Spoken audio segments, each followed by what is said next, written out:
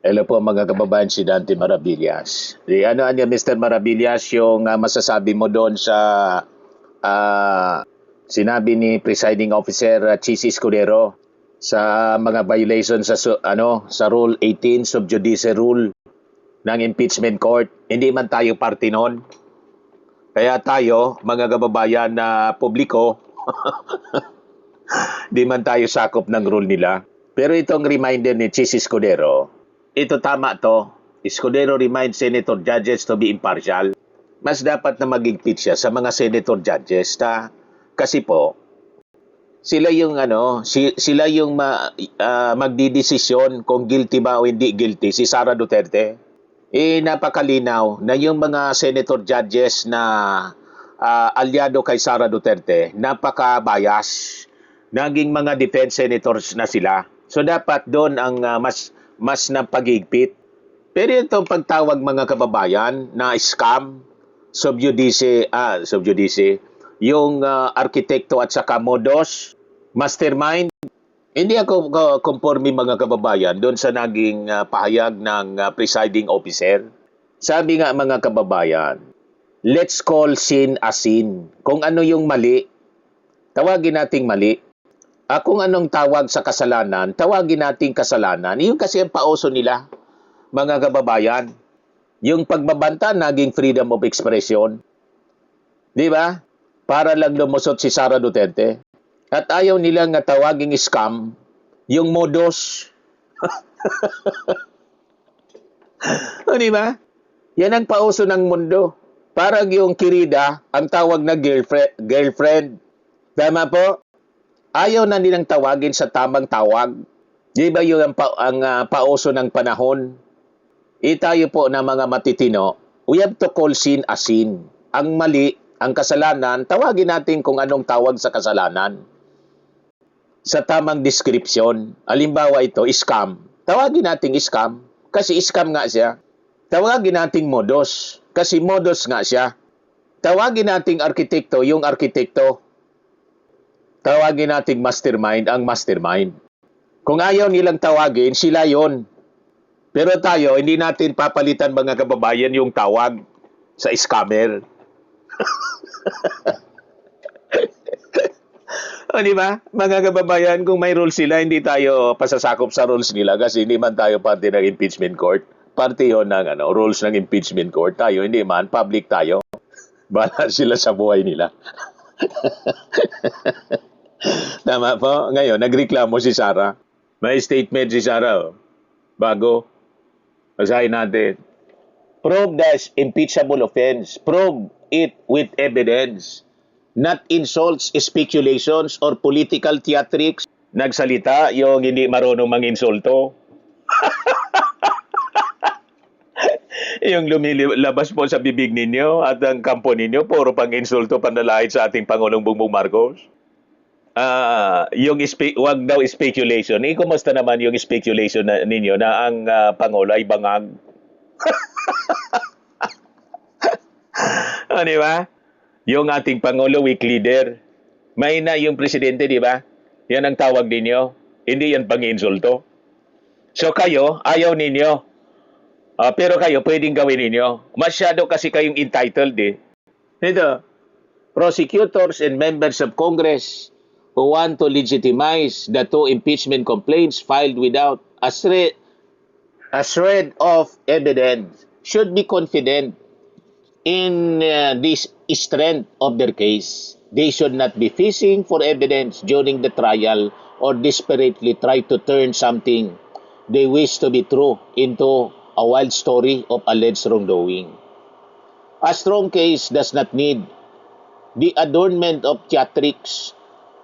A senator calling a witness stupid, a lawyer calling the mastermind of a scam, or another witness referring to me as a brat does not prove a case, nor does it produce evidence. Insults reveal the need to feign confidence in the face of a weak presentation. Mga kababayan, lubog na ang bansa sa baha at kahirapan pero tila walang mananagot dahil ang impeachment, ang pag-ati-atian, ang 2027 budget at ang paghanda kung paano baliin ang konstitusyon para manatili sa pwesto ang prioridad ng administrasyon at lahat ng kaalyado nito. Syukran. Sabi ni Sara Duterte, iniiba mo na naman, dinala mo na naman sa baha at sa paghati-hati ng budget. Kayo nga po, umingi ng budget, umingi ng pera na walang plano. At anong sinasabi ninyong walang ebidensya?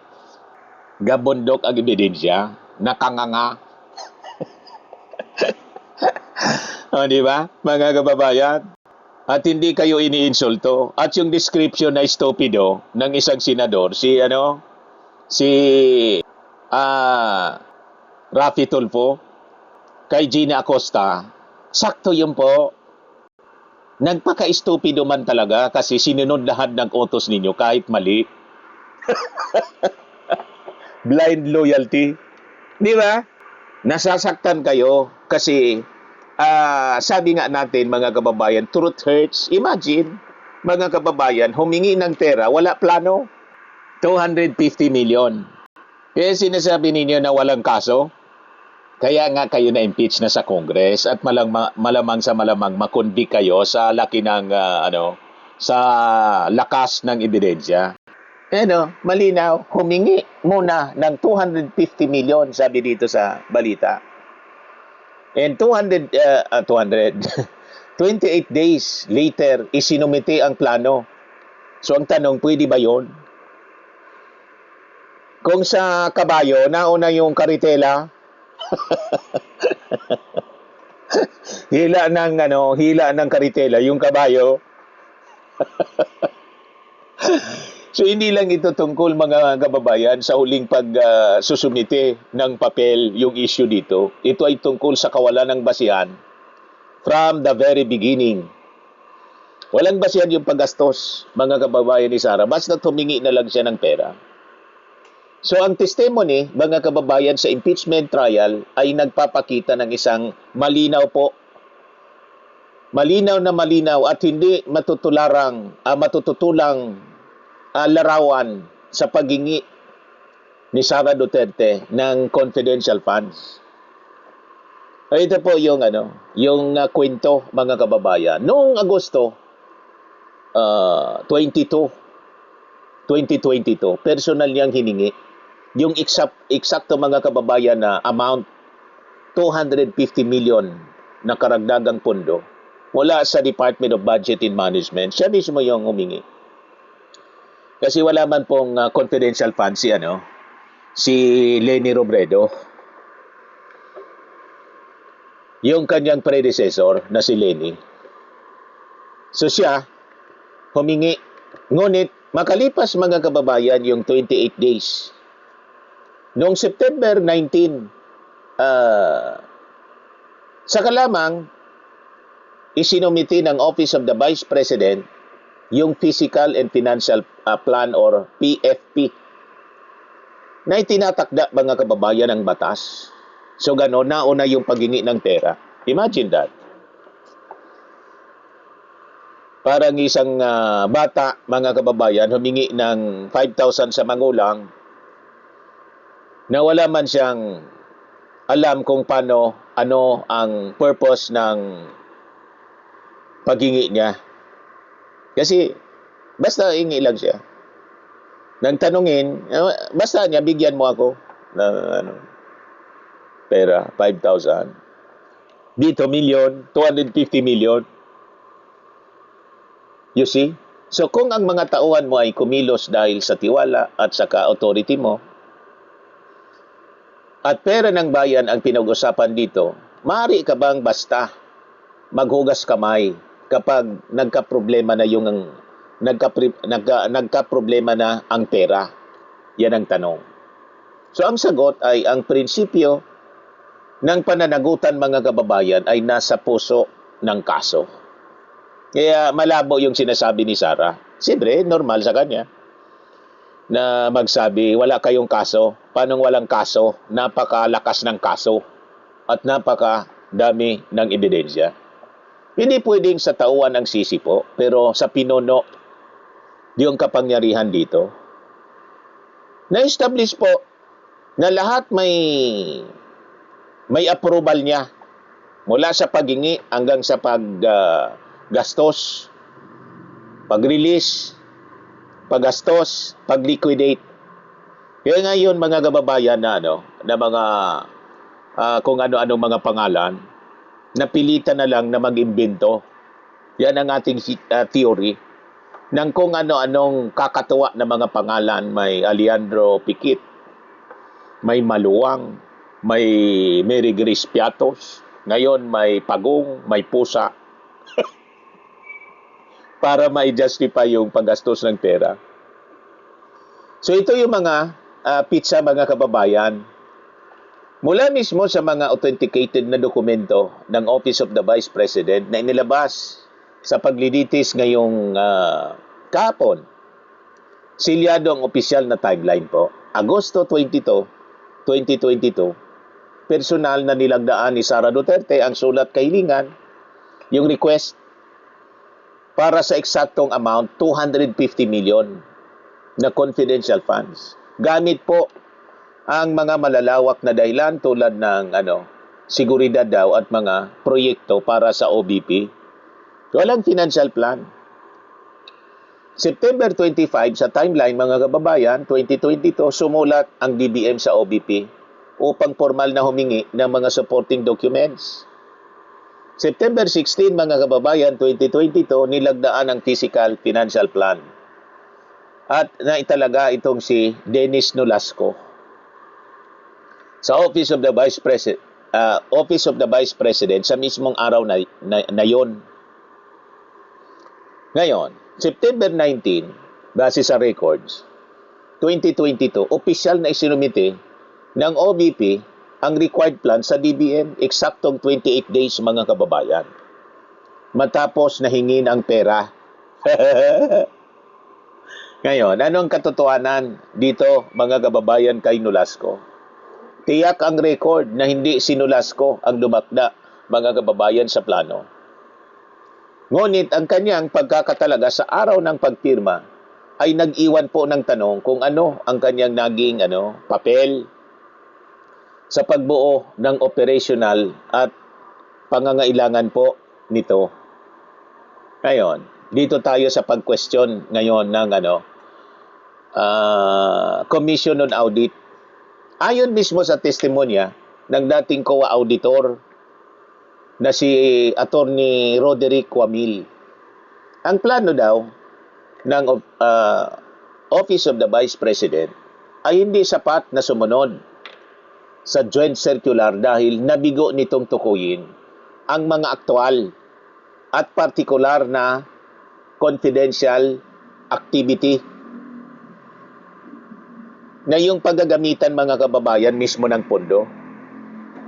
You see? Simple lang ang ibig sabihin nito mga kababayan para sa ordinaryong tao. Nagsumite nga ng plano ang Office of the Vice President. Pero ginawa lang ito para magkaroon ng palusot sa hinihingi pong pera. Nagets na ninyo? Yan ang nangyari mga kababayan. So para kang gumawa ng listahan ng bilihin sa grocery kung kailan nakuha mo na yung sukli at nakauwi ka na sa bahay. Yun ang nangyari. Gumawa ka ng listahan ng bilihin sa grocery, nakauwi ka na. Tapos na.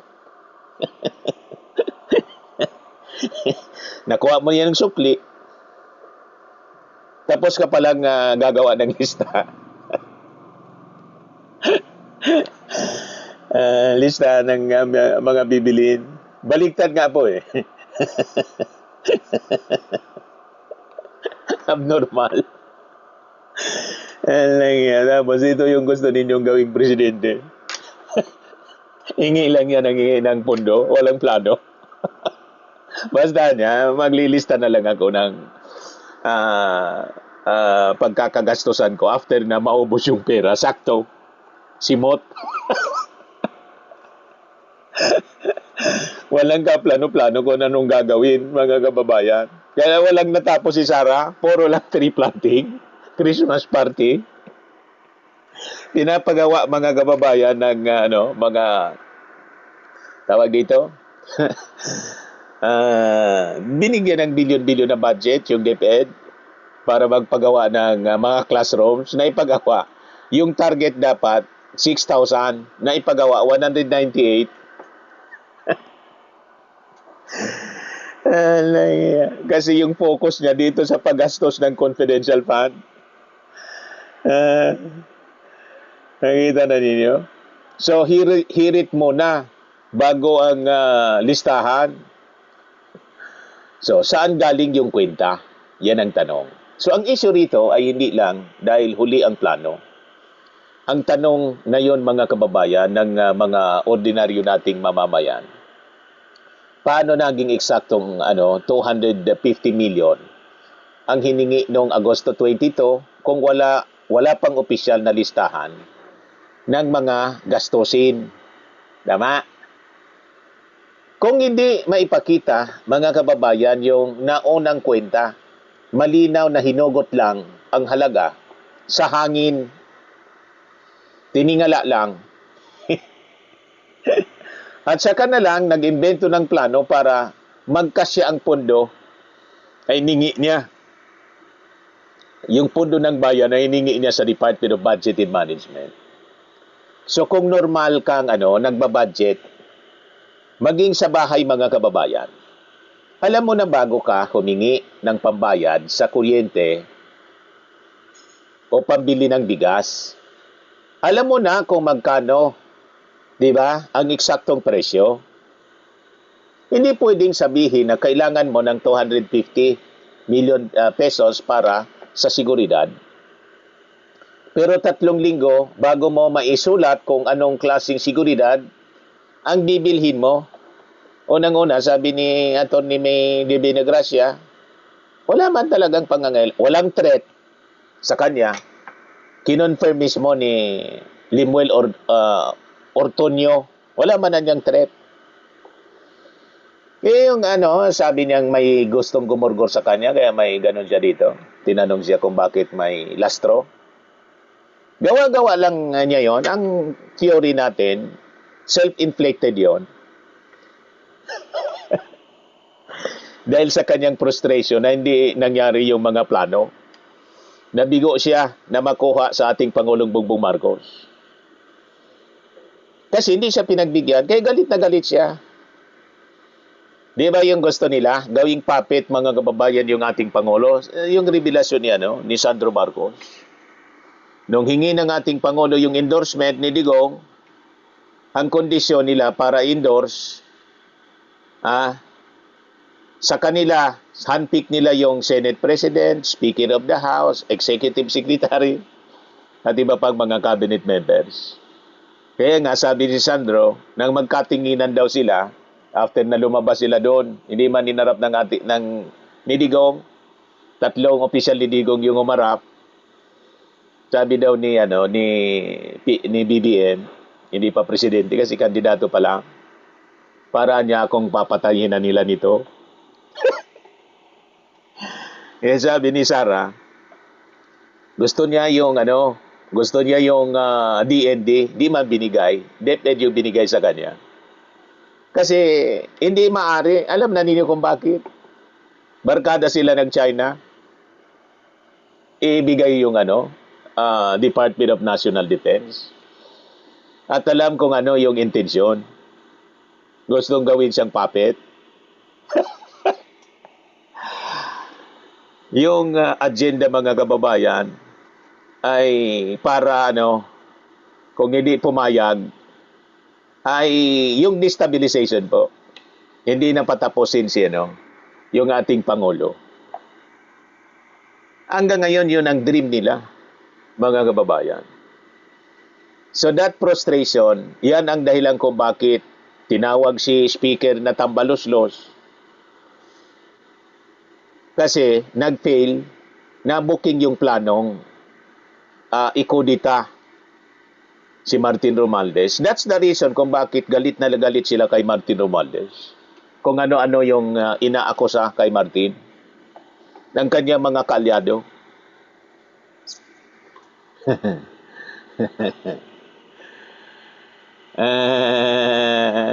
Nagets na ninyo? Balikan natin. Binaliktad po yung proseso. Ang paggasta ng pondo ay may tamang hakbang, mga kababayan. Pangangailangan, yung need, operational na plano dapat in place. May operational plan. Pagtutuos ng gastos or costing, then kakailanganing pondo. Doon ka naman, hihingi ng pondo, yung budget requirement. Di ba? Then, yung actual request. Ibaliktad po, nauna yung request. Hiningi ng 250 million, wala mang kaplano-plano. So sa kaso, mga kababayan, ng Office of the Vice President, binaliktad ang sistema dahil nauna yung 250 million na request bago yung plano at costing. You see? So, ito yung tatlong magkakaugnay, mga kababayan, na tanong. Number 1, paano nalaman na eksaktong 250 million ang kailangan noong Agosto 22, 2022 kung wala pang kailangang plano? So, paano yon? Pangalawa, sino ang aktual na nagbuo ng mga operational plan na nilagdaan noong September 16? Ang mismong araw, mga kababayan, na pumasok itong si Dennis Nolasco. Pangatlong tanong, noong isinusumiti ang plano, tinukoy ba nito ng maayos, mga kababayan, ang confidential operation? Sentido común na lang. Common sense. Common sense na lang po ang kailangan dito. Bakit pumasok po itong si Nolasco sa opisina sa mismong araw na ginawa yung plano? So, ibig sabihin, may ibang tao na nag-isip ng gastusin bago pa siya ma-appoint. Tingnan niyo sino. So, kung gano'n, nasaan ang listahan ng taong nag-isip nitong nag-isip nito noong Agosto 22? Ang hindi nila pagsagot, mga kababayan, ay patunay na binaliktad nila ang lohika ng tamang paggastos. Tama po? So ito'y malinaw na paglabag sa Joint Circular number 2015-01. Napakalinaw po. Ang panuntunan po ng COA, DBM, DILG, GCG, DND ay nag-aatas ng paghiling ng confidential funds ay dapat may kaakibat po na kasabayang physical at saka financial plan. Yan ang requirement po. So ito pong 28 days na agwat ay lantarang pagbaliwala sa batas ng ating pamahalaan. Tama po, mga kababayan. So dahil ang mga pitsang ito ay galing mismo sa mga authenticated na dokumento ng Office of the Vice President, hindi na ito kayang iribat o pabulaanan po ng kanyang legal team. So ang pagkabigong tapatan ang ebidensyang ito ay nangangahulugang tinanggap ng korte ang maling sistema bilang judicial na katotohanan ng tinatawag na betrayal of public trust, parte ng ating articles of impeachment. So hindi pwede po na maghugas kamay sila dito. Hindi pwede. Sara cannot claim the authority to choose and trust the people handling the funds, but disclaim responsibility when the accounting is questioned. Tama po? So bilang head of agency, sa kanya po ang huling legal na pananagutan sa pangangalaga po ng pondo ng bayan. Tama? Ganon. So sa batas mga kababayan nga, involving ang ordinaryong trabaho, kapag ang manager po at ang pumirma ka sa isang, kapag ikaw ang manager at pumirma ka sa isang request ng pera na walang attachment o resibo, ikaw ang mananagot sa may-ari ng kumpanya. In this case, ang may-ari ng company po tayo yung gobyerno, we the sovereign Filipino people. Sa pribado, yung may-ari ng kumpanya, mananagot ka kung ikaw ay manager. Ikaw yung accountable officer. Hindi pwedeng kapag nagkabistuhan na mga kababayan, isisisi mo sa janitor, sa clerk, yung maling sistema. Ikaw yung manager eh. Si Sara ang vice presidente po, kaya sa kanya ang huling pananagutan, yun ang malinaw. So nauna, ng 28 days mga kababayan ang hiling bago ang plano. Saan nakuha ang eksaktong 250 million pesos na pondo? Kung hinugot lang ito sa kwento. Pera ng bayan ay may batas na dapat po sundin sa paggastos. At dahil kay Sara Duterte, nagsimula ang maling sistema, nararapat lang po na pananagutan ang dapat niyang harapin. Hindi pwede ang hugas kamay dito, mag-Poncio Pilato, itong si Sara Duterte. Siya ang ultimate, final, mga kababayan na accountable official. Tama po. Sa mga naghanap ng malinis and spacious fitness gym, pumunta lang po kayo sa aming Colossal Fitness Gym. We also offer Grab Car Rental with our brand new 2023 model ng Toyota Innova. We also accept booking for those who are planning to travel via PAL, Cebu Pacific, and other airline companies, local and international, and bills payment for Meralco Bills, PLDT, Aleco Bills, etc. Ang Colossal Fitness Gym is located at 3rd floor Security Bank Building, Landco Business Park, Legazpi City, Albay.